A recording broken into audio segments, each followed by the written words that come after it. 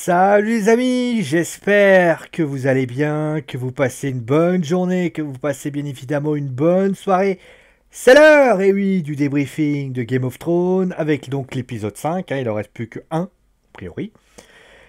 Et forcément cet épisode était sujet à discussion. Beaucoup de gens, justement, en ont parlé. Il y a des bons, des partisans qui disent voilà que c'était plutôt un bel épisode. Et il y a des gens qui ont dit que cet épisode était pourri, était pas bon. C'est le cas notamment du chef Otaku qui a littéralement dit que c'était un désastre. Moi, je suis plus mitigé. Je suis plus mitigé parce que je pense que cet épisode n'a pas été mauvais, mais il n'était pas démentiel. Alors pour certains diront sans doute que quand on s'appelle Game of Thrones, on ne doit l'être que l'excellence. Parce que, excusez-moi, je rappelle que Game of Thrones, c'est 7 saisons de Feu de Dieu, une 8e saison qui avait été teasée, reteasée, déteasée, reteasée, baptisée, tout ce que tu veux, et tout ce qui finit en teasé. Et au final, les gens l'avaient dit, cet épisode, eh ben, d'ailleurs, pas mal d'actrices, notamment, comment elle s'appelle je crois que c'est Sophie Turner, je crois, je sais plus. Sansa, voilà, qui avait dit, franchement, soyez attentifs, c'est une dinguerie. Ça va être dur, vous allez vivre des moments. Alors, ils nous ont pas menti. Quand Emilia Clarke dit que vous allez sans doute souffrir, je pense que toute personne, on va dire avec un cœur, a sans doute vu la souffrance dans ses yeux. Et aussi, ce qui pourrait être apparenté, si on était dans le catch, au plus beau heel turn que l'on pourrait avoir. Mais justement, est-ce qu'il a été bien fait? Qu'en était-il au niveau des protagonistes? Est-ce que les à côté ont été très bons? C'est exactement ce que nous allons voir dans ce focus. Est-ce que concrètement, cet épisode a été bon, a été mauvais? Ou, on va aller plus loin, est-ce que cet épisode va nous donner une apogée équivalent à ce qui est de mieux dans cet épisode 6? Alors déjà, on va commencer avec, bien évidemment, le début de l'épisode, avec la mort de Varys. La mort de Varys, qui est, on rappelle, Varys, c'est quand même quelqu'un qui était notamment je crois, l'un des conseillers, voilà, du père de Daenerys. Et Varys, et donc meurt sous le regard de Drogo, qui se fait littéralement barbecueser, voilà, tout simplement. Et avant de dire ça, il fait des propos, il fait deux choses intéressantes. Tout d'abord, donc on prétend, donc il faut information comment ça se passe. Tyrion va donc voir Daenerys. Daenerys qui d'ailleurs a un visage extrêmement grave, extrêmement traumatisé par rapport à ce qui s'est passé dans le dernier épisode. Et elle sait qu'il y a un traître. Elle sait que ce traître, c'est Varys. Et pour sauver sa peau, Tyrion, en fait, vend Varys en disant à Varys, bah écoutez, je t'ai vendu, c'est moi qui t'ai dit que c'était toi, etc., etc.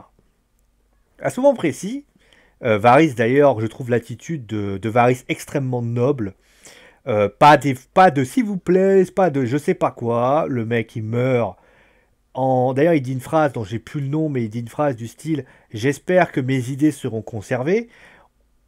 On voit aussi que Varys, concrètement, a fait deux mouvements assez étonnants. Il dit tout d'abord à Jon que il est sans doute le souverain et le suzerain qui, pour ainsi dire, est le plus adéquat pour les sept royaumes. Et il dit aussi quelque chose aussi. Il dit, moi, il écrit, vous savez, il écrit des choses. Alors la traîtrise, en fait, je sais pas où ça peut aller, mais voilà, il y a cette traîtrise qui est quand même extrêmement forte. Parce que lui, elle estime, alors, je sais pas si c'est les écritures qui en compte, parce qu'il écrit, hein, clairement, il écrit que Jon Snow est donc Aegon de Targaryen, donc Aegon Targaryen, ou Aegis, je sais plus, j'ai fait un remix en fait, Targaryen, et donc un descendant des Targaryens, et donc il est légitime au niveau du trône de fer. Et donc, à ce moment-là, voici la première partie. Donc, il le dit littéralement, il dit, voilà, moi je pense que vous êtes un excellent souverain, et je pense que vous pouvez faire de bonnes choses. Et on voit notamment Jon qui... Alors, on va parler de Jon. Je parlerai de Jon plus en détail, parce que pour moi, il m'a énervé. Il m'a énervé, et je vais vous expliquer pourquoi. Et je vais aussi expliquer pourquoi Tyrion, par contre, certes, alors c'est peut-être le défaut de cet épisode, j'ai trouvé qu'il y avait des gens, il y avait des protagonistes importants, Arya, Jon, il y avait aussi Jon, il y avait Tyrion, et au final, tu te rends compte que ces trois personnages n'ont servi à rien en fait. Tu te dis, mais putain, ils ont fait trois. Ils ont à un moment donné pour des fortunes diverses, mais on en viendra plus tard. Pour l'instant, on va parler de Daenerys. On va. Est-ce que je parle maintenant de Cersei et de Jaime? On va parler rapidement, voilà, aussi du fameux combat entre la montagne et son frère. J'ai trouvé que c'était plutôt bien. Voilà, j'ai trouvé que c'était plutôt bien. Parce que je vais arriver sur la bataille après, comme ça je ferai un grand plan sur ce qu'a fait Jon, sur ce qu'a fait tout ça. Clairement, moi j'ai bien aimé. J'ai bien aimé parce que c'est le duel fratricide par rapport à tout ça. Par contre, le combat, il est à chier. Parce que le gars, il prend le poignard, il le plante comme ça. Alors au début, il le plante d'un coup.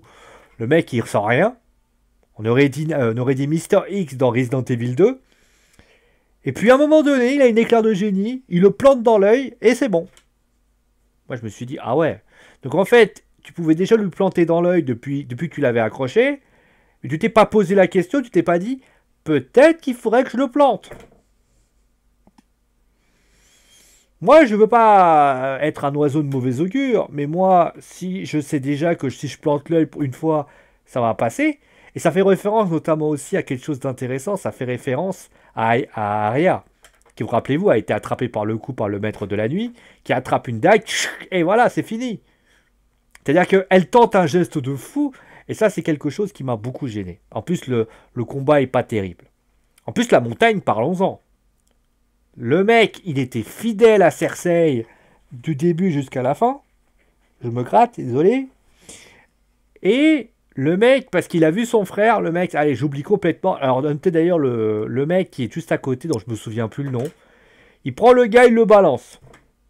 Je veux bien que son frère lui ait un contentieux avec lui, mais à un moment donné, j'aimerais bien que on n'oublie pas les fondamentaux. Surtout que Cersei lui demande de rester. Cersei que je vais parler après, mais j'en parlerai à la fin avec Jaime. Je vais parler rapidement de Jaime, qui... Alors, je ne peux pas parler de Ron pour l'instant, mais Jaime que j'ai vu, le final est touchant. Je parle pas encore de ce qui s'est passé, mais j'ai le sentiment que c'est fort. Attention, c'est fort. Mais d'un côté, je pense que c'est fort, mais que ça prend pas en fait. Tu comprends pas trop le délire. Voilà. Alors, parlons maintenant de la bataille. Alors, la bataille a été assez claire. Tyrion demande, avant d'avoir la bataille, Tyrion implore Daenerys de dire, moi, on va être très clair, promettez-moi que si les cloches sonnent, vous arrêterez la bataille. T'as Vergris qui est à côté, et t'as Daenerys qui lui fait d'ailleurs, vous saurez quand il faudra attaquer. Alors, est-ce qu'elle joue un double jeu à ce moment-là? Elle dit oui pour calmer Tyrion, et au final, Vergris, d'ailleurs, je me vois trop Vergris qui va devenir la main de la reine. C'est-à-dire que c'est couru d'avance. Tyrion, soit il va démissionner, soit il va s'enfuir, soit il va se faire tuer, et le prochain, ça sera Vergris. C'est obligatoire. Quand tu vois le comportement du mec, qui, a priori, notamment quand il prend la ceinture, de Missandei et qu'il la balance dans le feu, c'est une manière de dire j'ai plus d'âme. Le peu d'amour, le peu de cœur que j'avais, il est niet, il est finito. J'en avais, je le ressentais, et il est aussi froid que sa reine. Et ça, c'est la réalité. Et parlons d'abord de la bataille. Je reparlerai un peu de Daenerys ensuite, parce que parlons de la bataille. Parce que la bataille, moi, clairement, moi, j'attendais quand même quelque chose de la bataille. Les gens qui m'ont fait... on m'avait dit quoi? Dans l'épisode 4, tu vois quand même un dragon. Je sais pas si vous voyez ce que c'est, le dragon. Un truc comme ça. Hein. Enfin, je suis pas assez, les bras, j'ai même pas les bras assez grands, thème. Qui se fait déglinguer. Régal qui se fait déglinguer en une flash. Missandei qui se fait chlong. Tu vois que les mecs, ils sont obligés de reculer, de partir à Père Dragon parce que ils peuvent pas gérer le truc. Donc tu sens quand même que les mecs, ils plaisantent pas. Alors tu te dis, ok, les mecs, Euron et tout ça, tu te dis, ah ouais, putain, ils ont une sacrée flotte. Et les mecs, ils ramènent justement les cavaliers ou les commandants dorés ou un truc comme ça, qui sont quand même ce qu'il y a de mieux. Donc Daenerys, en plus, Daenerys, elle a perdu toutes ses troupes avec la Manne de la Nuit. Et elle a, enfin, la Manne de la Nuit, le Roi de la Nuit. Et en plus de ça, elle perd un deuxième dragon, il lui reste plus qu'un. Donc c'est quand même, en termes numériques, en termes d'unité, tu perds ton deuxième dragon, qui est quand même 2 dragons contre 1. T'en parlais déjà, c'est la merde, t'en parlais déjà deuxième. Donc t'es quand même dans la demeure. Et de l'autre côté, t'as une flotte qui est intacte. Puisque je rappelle, Cersei a plus amassé ses troupes dans le but de se préparer à affronter Daenerys. Vous voyez ce que je veux dire? Donc elle, limite, elle est en mode « Venez, je vous attends ». Et d'ailleurs, c'est ce qu'elle fait. Elle dit « Venez, je vous attends ». Et les mecs, ils sont prêts. Hein. C'est pas genre, ils sont en train de bouffer. Non, ils sont prêts à l'offensive. Ils savent que Daenerys va leur rentrer dans l'art direct. Le truc, c'est que il n'y a pas eu de bataille. Tu t'attends à une bataille où, je dis pas qu'il faut que je m'attends à une bataille peut-être démesurée. Où Daenerys, au final, eh ben, elle va peut-être devoir, elle est peut-être dans elle est peut-être obsédée à l'idée de vouloir affronter, attendez, je mets mon micro, affronter Cersei pour se venger. Je suis d'accord avec cette idée. Parce que ce qu'a fait Cersei, elle lui en veut. Il n'y a pas de souci. Elle lui en veut. Mais c'est pas une raison pour que la bataille se transforme je sais même pas. Dans les jeux de stratégie, on appellerait littéralement un retournement de situation surréaliste de l'IA. C'est-à-dire que l'IA, à un moment donné, limite, est acculée. Et puis d'un seul coup, le mec, il te sort un derrière, il te défonce tout le monde. Ça s'appelle un cheat code, en fait. Vous savez, les cheat codes, vous savez, quand vous êtes dans la merde et vous appuyez sur votre cheat code pour faire que votre personnage soit invincible. C'est ça, en fait, Daenerys. Daenerys, en fait, elle s'est fait déglinguer. Il y a toutes ces troupes qui sont... Il y a quasiment tout le monde qui est mort. Elle a appuyé sur son code cheat code, elle a fait « Vas-y, j'y vais ». En plus, Drogo, oui, en plus son cheat code, il était sur le dragon, donc forcément, elle a dit... Parce qu'il faut arrêter. Moi, je veux bien que la bataille... Encore, il y aurait eu une bataille. Les hommes auraient été... Ah, on va faire les choses comme moi, je voyais les choses. Moi, je voyais une bataille. Une bataille avec Daenerys qui restait en retrait. Pour l'instant. Bon, elle voulait rentrer à l'offensive, pourquoi pas. Parlons des arbalètes quand même. Parce que moi, on m'a parlé des arbalètes. L'arbalète de l'épisode 4, on est d'accord qu'il déglingue Régal. Comment c'est possible? Et notamment, tu les vois. Hein. C'est des mitraillettes qu'ils avaient. Comment t'expliques? Et moi, je vous pose la question à vous. Comment t'expliques que les mecs, ils mettent... Il y a Euron qui tire 3 flèches. Les bateaux, ils sont au safe. Moi, je veux bien qu'on me dise qu'il y a l'effet de surprise. Mais l'effet de surprise, tu vois, ça marche que pendant l'effet de surprise. Donc ça marche que pendant 10 secondes. Me fais pas croire que l'effet de surprise, ça marche pendant 10 minutes. Parce que me dis pas que tous les bateaux, elle les déglingue d'un coup. Non. Tu peux faire une salve la première fois parce que voilà, en faisant ça, ça marche. Mais tu peux pas le faire. Enfin, elle fait ça, hein. En fait, elle est en train de faire des vols. Alors, je veux bien qu'un dragon, c'est pas facile à viser parce que le dragon, il fait ça, hein. Mais déjà, mais ne me faites pas croire qu'un dragon, c'est plus grand. C'est aussi grand que deux maisons. Me faites pas dire que ce dragon, t'arrives pas à lui en planter une. Alors il vise comme ça, d'accord, mais à un moment donné, il est large le dragon. Pas... En plus, il vole. En plus, deuxième point, il vole.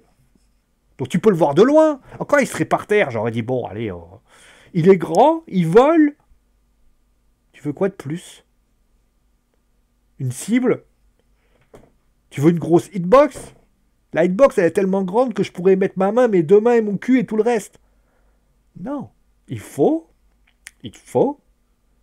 que Euron, soit il a perdu de la vue pendant l'épisode 5, mais il va falloir qu'on m'explique comment de l'épisode 4 à l'épisode 5, ils ont réussi à devenir bigleux.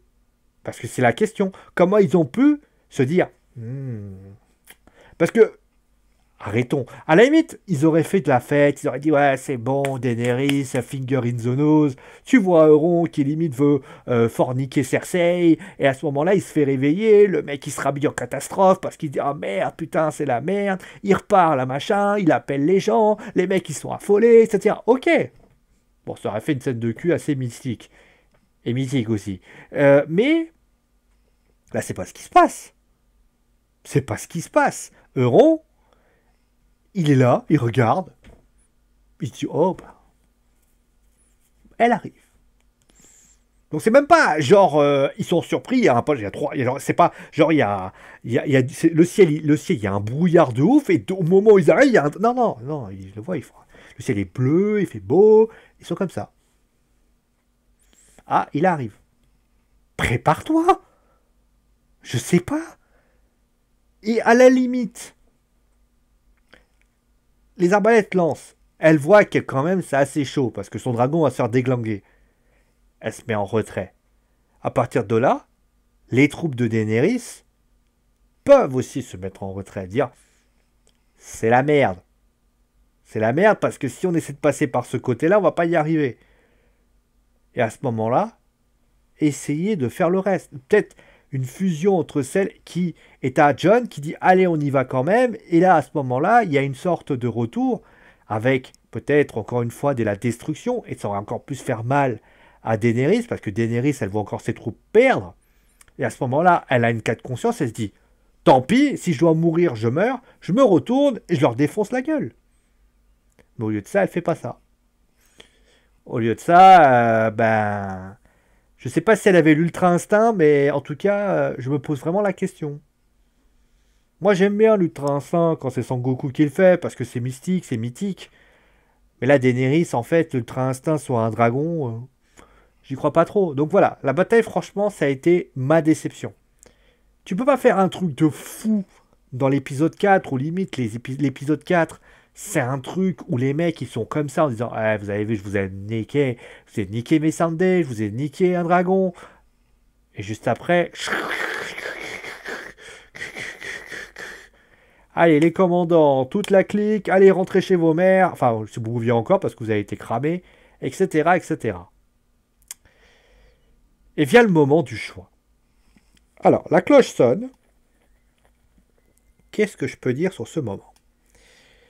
Alors, donc la cloche sonne. Daenerys, tu vois que sa tête, elle est en mode... voilà, hein, voilà. Et elle a le choix. Soit elle dit, ok, moi je te ma parole, hein, écoutez. Et ou alors, je repars dans le truc et je fais une connerie. Ou je pars affronter Cersei. Moi, je m'attendais à ce qu'elle... En fait, quand elle est partie, je me suis dit, elle va affronter Cersei. Elle va affronter Cersei, limite, elle va la cramer. Elle va passer sur ses nerfs sur elle. Et ça va être comme ça. Voire même, ça aurait pu être un truc encore plus beau. Tu vois Cersei, Daenerys, qui crame Cersei, ou alors qu'il l'attrape, qu'il la maîtrise, et qu'il la crame. Un peu la manière de ce qu'a fait Varys. Voilà, je me gratte un peu. Mais le truc, c'est pas ce qui se passe. Cersei se barre parce que se dit oh ben ça, j'ai chaud au cul donc on va... Alors ça c'est qu'elle de le dire. Et Daenerys, à ce moment-là, moi je me dis bon, allez vengeance à vengeance. La reine qui limite Daenerys qui a perdu Missandei, qui a perdu, elle veut se passer ses nerfs. À la limite c'est légitime. Mais non, elle s'en prend à la ville entière. Alors, qu'est-ce que j'en ai pensé de ce moment-là? J'ai trouvé ce moment... Alors, je suis conscient qu'il y en a certains qui n'ont pas apprécié, parce qu'ils ont trouvé ce moment gênant. Parce que, clairement, est-ce que c'était utile? Est-ce que c'était quelque chose d'intéressant? Est-ce que c'était bien? Je parlerai de John après, vous inquiétez pas, hein, j'ai pas fini avec John. La réalité, c'est que ce moment, je trouve qu'il est très intéressant. Parce que la folie, dans une série, dans un jeu vidéo, ou tout bonnement dans un film, ça se joue à ça. Je sais que le chef Otaku a trouvé ça crétin qu'elle fasse un barbecue avec tout le monde, ce que j'accepte. Maintenant, pourquoi j'ai apprécié? Pourquoi j'ai apprécié? Pourquoi j'ai apprécié? J'ai apprécié pour une raison. Parce que dans la situation de Daenerys, me fait penser notamment à tous ces héros qui sont, on va dire, dans une certaine pureté, et qui se retrouvent confrontés à une situation difficile, qui vont les faire dégoupiller à un instant T. Parlons quand même de Daenerys. Daenerys, c'est quand même quelqu'un qui a perdu son frère, quand même, qui a vu son frère se faire tuer dans la saison 1. C'est quelqu'un qui a perdu, dans les 2 derniers épisodes, Jorah et Missandei. Elle en a gros sur la patate. Et Jon, qui limite veut plus la toucher. Elle veut du réconfort de Jon. Elle se dit, d'ailleurs elle le dit très bien, elle dit, moi le peuple il t'adore. En fait, elle le dit elle-même, elle dit, moi je veux pas du trône, Jon il n'est pas intéressé. Ça pourrait la rassurer, mais au fond d'elle, elle n'y parvient pas. Et d'ailleurs, elle rejette la faute de Daenerys. Daenerys rejette la faute de Varys sur Jon, en disant, si tu n'avais pas ouvert ta gueule, au final, on aurait gardé ça pour nous deux, et au final, rien ne se serait passé. Mais au final, il continue à la soutenir. Est-ce que ça sera encore le cas dans l'épisode 6? On parlera de Jon après. Hein. Parce que moi, Jon, il m'a saoulé. Hein. Il m'a saoulé, je vous le dis tout de suite. Hein. Qui craque Carrington, et là, clairement, Jon Snow, depuis qu'il a appris que c'est un Targaryen, c'est devenu une lavette. Mais bon, j'en parlerai après. Qu'est-ce que je peux dire après? Donc, et souvent, pour revenir à Daenerys, dans ces moments-là, tu as besoin de soutien. Quand tu es à 2 doigts de faire quelque chose qui n'est pas bien, tu as besoin de quelqu'un pour t'arrêter et te dire non. On l'a tous vu dans les films, dans les séries. Je prends un exemple. 2 exemples concrets. D'un côté, je vais choisir Arthas, de Warcraft 3, de la série Warcraft. De l'autre côté, je vais choisir Sangoku, Dragon Ball. Dragon Ball Z, Dragon Ball Super. Les 2 personnages sont comme Daenerys. Des personnages avec un certain idéal de base. Alors, on peut citer même Zamatsu dans sa vision. Mais voilà, on va prendre Zamatsu. Aussi Zamatsu dans les exemples. Daenerys est un peu tout ça. Daenerys, de base, c'est une femme qui a morflé toute sa vie, qui a perdu beaucoup de gens, qui s'est fait trahir, mais beaucoup de fois, notamment par Jorah, pas quelques fois aussi, qui a eu cette mansuétude, etc., etc. Et au final, elle perd tous ses amis, et surtout, elle se fait trahir par les autres. Elle ne sait plus à qui faire confiance, parce que au final, elle est à deux doigts de déglinguer Tyrion, hein. Faut quand même s'en rendre compte. Elle le dit elle-même, si jamais Tyrion tu refais une connerie, je te dégomme. Et d'ailleurs, la connerie qu'il fait après, ce qu'il fait après, à mon avis, il n'a pas intérêt à se pointer devant Daenerys avant des lustres. Parce que, me dit, fait pas croire que le soldat qui était en face de... qui a gardé la tente de Jaime, ne sait pas ce qui s'est passé. Ce serait quand même gênant. Enfin bref. Revenons à ça. Je reprends sur mes exemples. Daenerys, c'est la même chose. Sangoku, c'est quoi? C'est un Saiyan qui a un cœur pur. Il a un cœur pur, il se bat avec le cœur pur, il a des idéaux, etc., etc. Et de l'autre côté, vous avez Arthas, et prince du roi Teredas, qui porteur de la lumière, entraîné quand même par le plus grand, quand même, Uther Lightbringer, c'est un personnage qui a une certaine aura. On peut citer encore plus Anakin Skywalker avec Dark Vador. On peut citer notamment, par exemple, quelqu'un, Zamatsu, personnage qui, au départ, a une certaine pureté. Pour lui, il pense que il comprend pas pourquoi les hommes se battent entre eux, mais lui veut la pureté.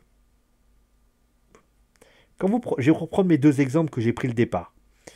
Daenerys se retrouve à ce moment précis dans cette situation. Elle morfle, tout comme les autres personnages. Arthas morfle.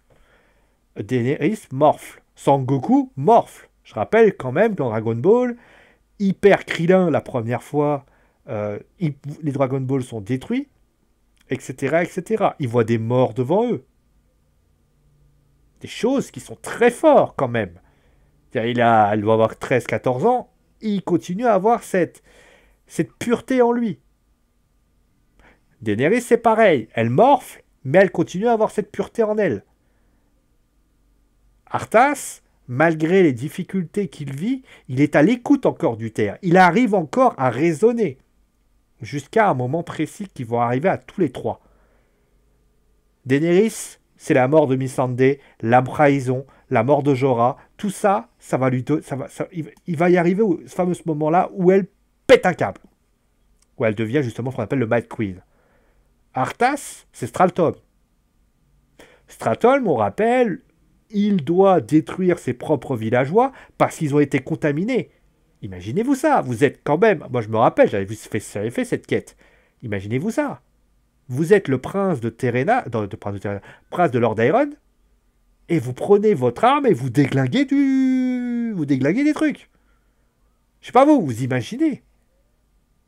Donc, dans sa tête, là, il y a le déclic. Comme Daenerys a perdu Missandei et les autres. Et Sangoku, on peut l'apparenter à la mort de Krillin avec Freezer. Et tous ont un déclic. Arthas, il est obsédé à l'idée de vouloir affronter le roi Lich. Daenerys, elle est obsédée à vouloir mettre la marave à Cersei avec ce qu'elle a fait. Et Sangoku, il veut défoncer Freezer parce qu'il a tué Krillin, il passe justement au CJ1. Mais la différence, elle est sur un point. Daenerys, en fait, à ce moment-là, quand elle attend sur le toit, elle a deux possibilités. La voix d'Arthas, la voix de Sangoku. La voix de Sangoku, c'était quoi? Il bat Freezer, il le défonce. Comme d'ailleurs, alors c'était plus serré, hein. À la fin, il le coupe en deux et a priori, il peut partir. Tout est fini. Mais au final, qu'est-ce qui se passe? Il donne de l'énergie à Freezer. Malgré le fait qu'il est tombé dans la colère, dans la haine et dans le repli de soi, il finit par malgré tout à dire je te donne de la puissance. C'est fort, c'est quand même... tu as tué mon meilleur ami, mais je vais te donner une chance de vivre. Vous imaginez le truc? Arthas, c'est différent. Arthas, il est tellement obsédé à l'idée de vouloir s'occuper du roi Lich que, au final, qu'est-ce qu'il fait? vous souvenez de ce moment? Alors, pour ceux qui n'ont pas suivi, en fait, à un moment donné, le roi Térénas décide de dire à l'armée donc et à Arthas de dire vous rentrez chez eux. Et à ce moment-là, Arthas dit non, j'ai pas envie. Mais il peut pas le faire parce que c'est un ordre du roi, le mec c'est un prince. Et qu'est-ce qu'il fait? Pour ceux qui connaissent Warcraft, ils savent. Il va engager des brigands, et il va déglinguer tous les bateaux. D'accord? À partir de là, vous savez ce qu'il fait? Au moment où il arrive, il prend les soldats donc de Lord Iron et il dit c'est eux le coupable. Il est en train d'accuser ces personnes qui les ont aidés. Quand même fort. C'est-à-dire que vous êtes en train de. Vous les avez, entre guillemets, engagés. Avec quand même. Et vous leur dites mais c'est eux les problèmes, hein. C'est pas moi. Hein. Le mensonge. La perfidité. On fait tout pour arriver à ses fins. Jusqu'à apprendre Frostmourne, qui va corrompre son âme et littéralement le détruire. Je prends pas Diablo, le roi héroïque, parce que c'est encore plus particulier. Daenerys, en fait, c'est ça. Daenerys, au moment où elle pose, il y a deux choses qui se passent. La fameuse pièce dont parlait Varys. Soit, au moment, et c'est la même chose pour Arthas, soit, et c'est la même chose pour Sangoku. Sangoku, il a deux possibilités. Il laisse mourir Freezer, il lui donne la possibilité de vivre. Arthas, il a deux possibilités. Il accepte de rentrer, ou il accepte pas de rentrer. Daenerys, elle a deux possibilités. Soit elle décide de déglinguer Cersei, soit elle décide d'arrêter ce massacre. Et elle choisit le massacre. Et finalement, même si la scène peut paraître très longue, très pénible, très... Elle est un peu en longueur, c'est vrai. Au final, tu comprends pourquoi. C'est comme... En fait, c'est comme une personne qui est en rage, qui est triste, et qui a besoin de se défouler sur tout ce qu'elle trouve. Alors j'entends que tous les gens, mon chef d'Otaku notamment, le chef Otaku, a dit ouais mais c'est de la merde parce qu'elle passe son temps à faire un barbecue. Il a raison, parce que la scène est très longue. La scène est trop longue. Mais au final, la scène a une saveur. Elle a une saveur de dire Daenerys, Khaleesi, a pris une décision. Est-ce que l'épisode 6 dira qu'est-ce qui se passera? Mais en tout cas, elle a pris une décision. Et cette décision, elle est relativement très forte. Vous imaginez, vous avez deux choix. Et le choix, c'était de faire ça. Voilà. Voilà, alors, Cersei, j'en ai parlé un petit peu, je trouve le final pas bon. Je peux comprendre qu'ils aient envie, voilà, de mettre Jaime les deux pour le côté, on sera toujours ensemble. Ok. Mais aux dernières nouvelles, moi j'aurais préféré le cramage avec Cersei et Jaime ensemble, en train de se regarder. Alors c'est très beau, hein, mais de se regarder avec le dragon qui les crame ensemble. Ça aurait été tellement beau. Et puis ça aurait permis notamment à dire, putain, Jaime Lannister, qui... Daenerys le voit. Comment il a pu se retrouver ici s'il n'y a pas un Tyrion qui passe derrière? Et donc on va parler de Jon. Alors, Jon. Qui, de fil en aiguille, d'épisode à épisode, depuis qu'il a appris que c'était un Targaryen, est tout aussi est vraiment un charisme d'une huître.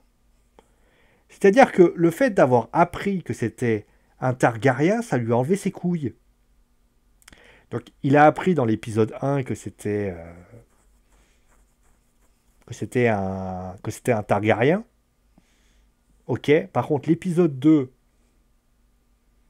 le gars, une étagère était plus présente que lui. L'épisode 3, c'est Arya qui gère le truc et lui, à part être monté sur un dragon, avoir fait sur un dragon, il n'a rien fait. L'épisode 4, j'en parle même pas. Alors l'épisode 5, ça a été le summum de summum. Le gars, il veut pas faire crac-crac avec Daenerys. Ah oui, parce que Rey, à côté, c'est sa tante. Ok. Mais alors, je veux bien qu'après, il essaye de dire, il faut pas, ok. Mais t'as besoin de... Quand tu vois comment il regarde... En fait, il est inutile dans cette bataille. Il ne sert à rien. Alors, je sais ce que tu vas me dire. Yo! Mais s'il fallait quand même que les gens voient, fallait que John soit voir ce que Daenerys a fait. Alors, ok. Mais... Et justement, oui, mettre à la place du spectateur. Je veux bien l'accepter. T'avais pas besoin que ce soit lui. Tyrion le faisait déjà. Et puis c'est plus fort pour Tyrion, parce que Tyrion c'est sa ville. Il a grandi là-bas, à Port-Réal. John, à part avoir tiré un de ses mecs et l'avoir embroché parce qu'il voulait faire crac-crac avec une habitante, ben, j'ai envie de te dire qu'il a servi à rien. Le mec il regarde ça, il fait dites-moi pas que c'est pas vrai. Euh, John, je vais t'expliquer une chose. T'as dulciné ta moitié, ta tante, pas ça a dulciné, je sais même pas si ça a dulciné encore, ta tante a pété un câble. Elle a pété un câble, elle a pété une durite. Et toi, t'es comme ça. Donc toi, en fait, ta Daenerys pète un câble. Alors tu vas me dire, oui, mais c'est parce que c'est pour qu'il remette en cause, machin. T'as pas besoin qu'il soit aussi nul. Enfin non, aussi transparent. Elle est pas nul, transparent. Pas aussi transparent. Moi, j'aurais préféré qu'ils disent oh, à ces soldats, on se retire, que il aille voir Tyrion et qu'il le rattrape et qu'il limite, ils disent à Tyrion, qu'est-ce qu'on fait? Qui mène le truc. Qu'on sente que le mec, c'est peut-être le rebelle. Là, c'est la... Daenerys a tchoum. Et lui, il ça. Limite, il se dit, mais qu'est-ce qu'elle a fait?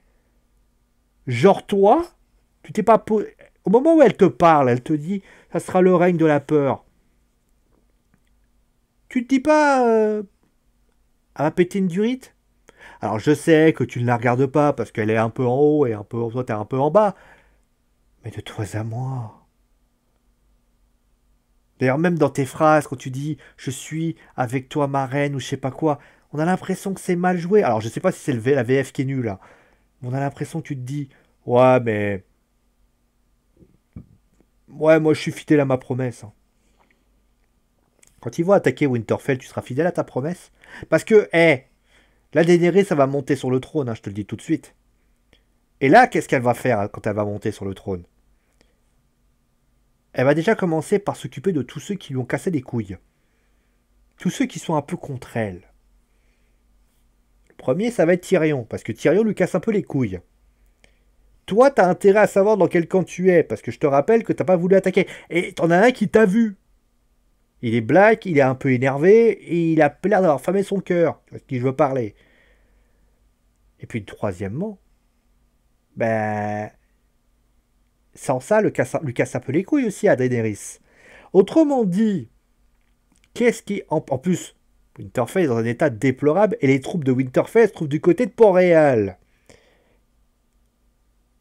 Avec une Arya qui d'ailleurs, on ne sait pas où elle sera dans le prochain épisode d'ailleurs. Voilà. Ça aussi, les Stark de toute façon ils n'ont rien fait dans cet épisode. Le troisième épisode, le troisième, que j'ai envie de dire, c'est... Tu penses réellement que Daenerys va pas s'occuper de Winterfell après? Je te rappelle elle a dégommé tout le monde. Il n'y a qu'un endroit qui résiste à l'envahisseur. Hein. Commence par Win, ça finit par Fell et ça au milieu il y a Thor. Winterfell. Tu penses sincèrement... Dans sa tête, il s'est peut-être pas dit... Ça pue du bec. Alors après, peut-être qu'il va prendre ses responsabilités, porter ses couilles enfin, et se dire... Peut-être qu'il faudrait que je la tue. Voire même mieux. Peut-être qu'il faudrait que je fasse quelque chose. Au lieu de ça, non. Non, il fait rien. Moi, j'espère sincèrement que le dernier épisode sera épique et surtout sera plein d'émotions. Je rappelle qu'il n'y aura pas de Game of Thrones après, il n'y a pas d'épisode 7, il n'y a pas de saison 9, hein. C'est la fin. Donc, c'est gênant. C'est vraiment de la gênance, pour rester poli. Donc voilà, qu'est-ce que je peux dire de plus dans cet épisode que j'ai pu zapper? Non, il n'y a pas grand-chose. C'est un épisode, en fait, finalement... Putain, quand je me dis, la lumière, elle s'éteint vite, hein. Attendez, je vais allumer un peu la lumière, voilà. Putain, j'ai l'air d'avoir pris du blanc d'âge. La réalité, c'est que l'épisode, l'aspect Daenerys est intéressant. Un peu longué, mais intéressant. Varys, ça va. Même si le fait d'apprendre... Ces messages vont paraître très évocateurs. Le fait avec Cersei et Jaime, pourquoi pas. Les deux frères, pourquoi pas. Mais alors, la bataille était nulle. Parce que pas de bataille. Et Jon est nul à chier. Tu mets ces deux-là ensemble, tu te dis... C'est quand même 5, on va dire dans les 1h14 épisodes, ça a quand même duré 45 minutes où tu vois quand même Jon et Daenerys. Tu vois quand même Jon et tu vois une bataille. C'est un peu gênant quand même, hein. Donc voilà. Après, on nous a expliqué que l'autre était énervé, qu'elle a vu, voilà, elle a vu cette maison, ça lui a rappelé sa famille. Je suis pas certain que c'était ça. Enfin bref, merci à vous tous en tout cas d'avoir suivi l'émission. Peut-être d'ailleurs à me dire ce que vous avez pensé de l'épisode, c'est toujours sympa. Moi je fais des gros bisous sur le coin de la truffe, ce sera donc le dernier épisode de Focus. Après, ce que je vais vous faire après, je sais pas. De toute façon, la saison de champion... De toute façon, le foot va s'arrêter. Je crois, ouais, le foot va s'arrêter. Parce que je rappelle qu'il restera 2 journées de championnat en France. Et après, il y aura le... Alors, la journée de championnat va s'arrêter. Et après, bah, le foot va s'arrêter aussi pour reprendre au mois d'août. Donc on verra ce qui se passera. En tout cas, merci à vous tous d'avoir suivi l'émission. Je vous fais des gros bisous et je vous dis à très vite pour une nouvelle émission. Allez, ciao tout le monde!